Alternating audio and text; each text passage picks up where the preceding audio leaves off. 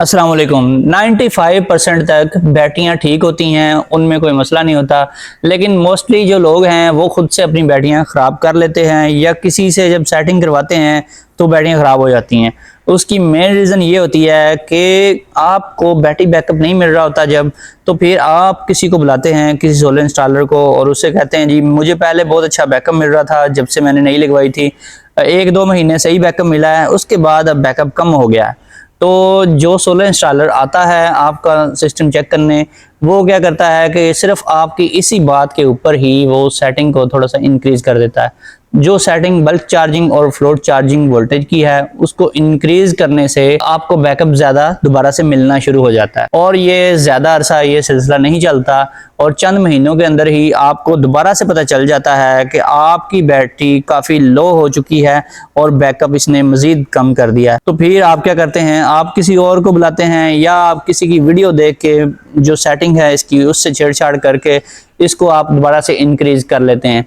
लेकिन आपकी बैटरी की बर्बादी का आगाज यहीं से शुरू हो जाता है, और फिर आप जब इसकी ग्रेविटी चेक करवाने के लिए जाते हैं तो आपको पता लगता है कि बैटरी की ग्रेविटी या तो ओवर हो रही है या फिर लो ग्रेविटी पे रहती है।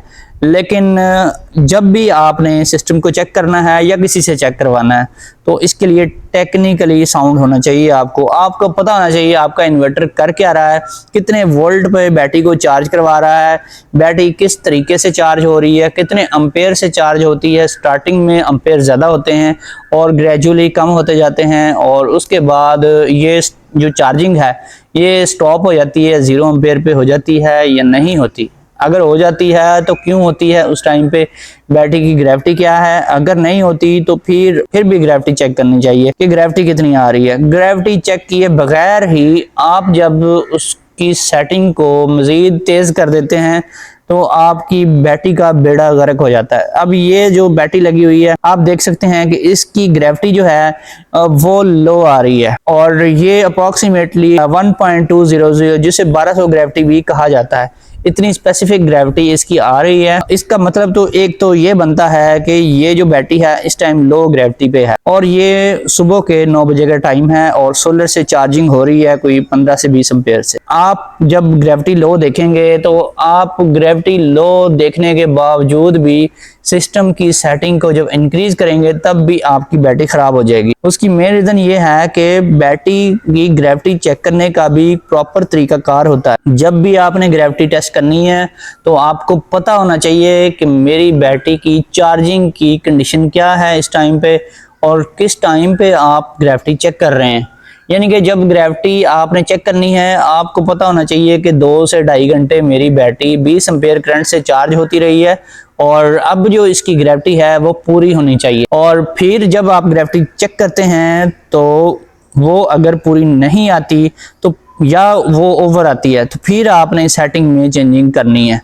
इसके अलावा कुछ लोग क्या करते हैं, ग्रेविटी पूरी करने के लिए इसमें मिक्सचर दोबारा से जो 1250 ग्रेविटी का होता है यानी कि 1.250 स्पेसिफिक ग्रेविटी का होता है वो दोबारा से इसमें ऐड करते हैं या करवा देते हैं, और बगैर किसी रीजन के इसमें दोबारा से मिक्सचर कभी नहीं डालना चाहिए, वो भी एक स्पेसिफिक कंडीशन के ऊपर ही डालना चाहिए। तो यहाँ पर आप देख सकते हैं कि इस टाइम तकरीबन 1 घंटा हो गया है, बैटरी को मजीद चार्ज करवाया गया है और पहले भी ये चार्ज हो रही थी। अब 10 बजे का टाइम है तो अभी भी ग्रेविटी जो है इसकी इंप्रूव नहीं हो रही, और बहुत ही स्लाइटली सा डिफरेंस इसमें आया है, बहुत ही थोड़ा सा फर्क है जिससे ये इसकी ग्रेविटी थोड़ी सी बड़ी है पहले से, और अभी भी बहुत कम है ग्रेविटी। तो ग्रेविटी सही तरीके से पूरी नहीं हो रही क्योंकि जो ग्रीन मार्क के सेंटर में ग्रेविटी आ रही होती है वो अप्रोक्सीमेटली 1.200 की ग्रेविटी होती है जिसे 1200 भी बोला जाता है। तो ये ग्रेविटी जब आए आपकी बैटरी की तो इसका मतलब ये बनता है कि आपकी बैटरी बिल्कुल ठीक है, उसमें कोई भी प्रॉब्लम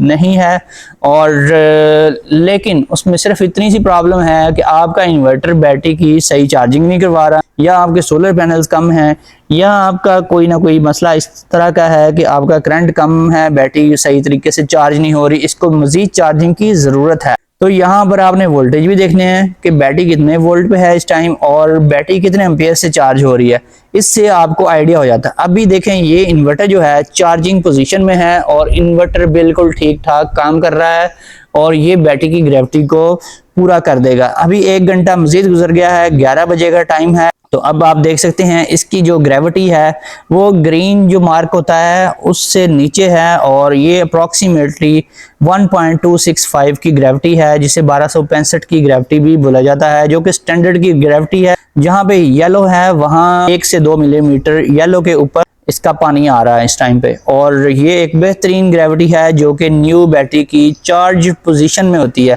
100% SOC जब बैटरी का होगा तब आपको ये ग्रेविटी मिलेगी। अब अगर नई बैटरी की ग्रेविटी ग्रीन के सेंटर में आ रही है, यानी कि 1.200 आ रही है, तो फिर भी आपकी बैटरी ठीक है, लेकिन वो चार्ज नहीं है।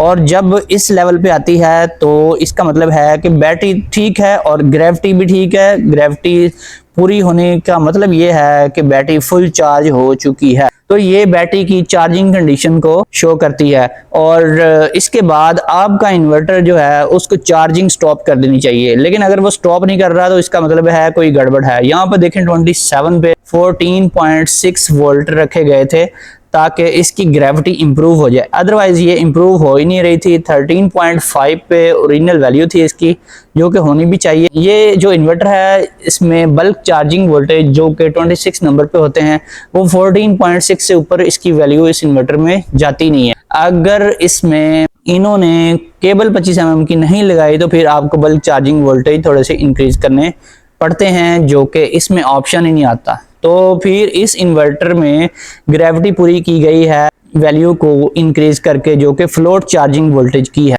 अगर आपका इन्वर्टर भी इस टाइप का है, उसमें बल्क चार्जिंग की वैल्यू जो है वो आप इंक्रीज नहीं कर पा रहे, तो फिर फ्लोट चार्जिंग वैल्यू को थोड़ा सा इंक्रीज करके आप अपने इन्वर्टर के जरिए बैटरी की ग्रेविटी पूरी करवा सकते हैं। अभी आप देख सकते हैं कि फ्लोट वैल्यू जो है अगर उसको बढ़ा के आप रखेंगे तो फिर ये कुछ ना कुछ एम्पेयर्स से बैटरी को चार्ज करवाता रहता है। ये 4-5 एम्पेयर भी हो सकते हैं, 6-7 एम्पेयर भी हो सकते हैं। और इस वैल्यू को जब आप बिल्कुल सही, इसकी जो रेंज है वो 13.5 पे है, वहां पर लेकर आएंगे तो आपका इन्वर्टर बैटरी चार्जिंग को स्टॉप कर देगा।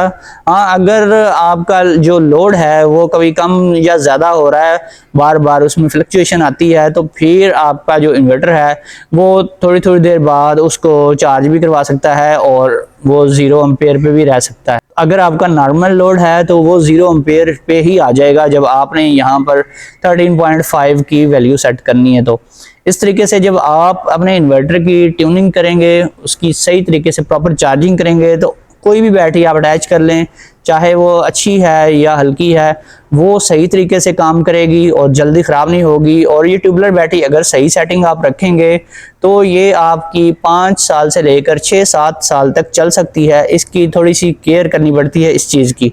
तो जब भी आपने सेटिंग करनी है तो ये सारी चीज़ें आपने देखनी है, फिर आपने सेटिंग में चेंजिंग करनी है, अदरवाइज आपकी बैटरी जो है चंद महीनों में खराब हो जाएगी। पहले ओवर चार्जिंग की वजह से इनको बैकअप बहुत ज्यादा मिल रहा था, लेकिन अब जब इन्होंने दोबारा किसी से सेटिंग करवाई तो फिर सेटिंग तो ठीक थी बिल्कुल, लेकिन इनको बैकअप मिलना कम हो गया। पहले 150 वाट के लोड के ऊपर इनको 8-9 घंटे का बैकअप मिल जाता था, लेकिन जब दोबारा इन्होंने नॉर्मल पैरामीटर्स के ऊपर सेटिंग करवाई तो फिर इनको जो बैकअप था वो तकरीबन 4 से 5 घंटे का मिलता था 150 वाट के लोड पे, जो कि इनको अप्रॉक्सीमेटली 7-8 घंटे का मिलना चाहिए। कम से कम 7 से 8 घंटे बैकअप इनको 150 वाट के लोड पे TX 2500 बैटरी के साथ लाजमी मिलना चाहिए। तो इसकी एक मेन रीज़न यही थी कि इन्होंने जो केबल लगाई हुई है वो 10 mm की है, वहाँ पर इनको 25 mm की केबल लगानी चाहिए, और जो पैरामीटर्स हैं वो अपनी असल पोजीशन पे ही रखने चाहिए। दोस्तों फिर मिलेंगे नेक्स्ट वीडियो में। ओके, अल्लाह हाफिज़।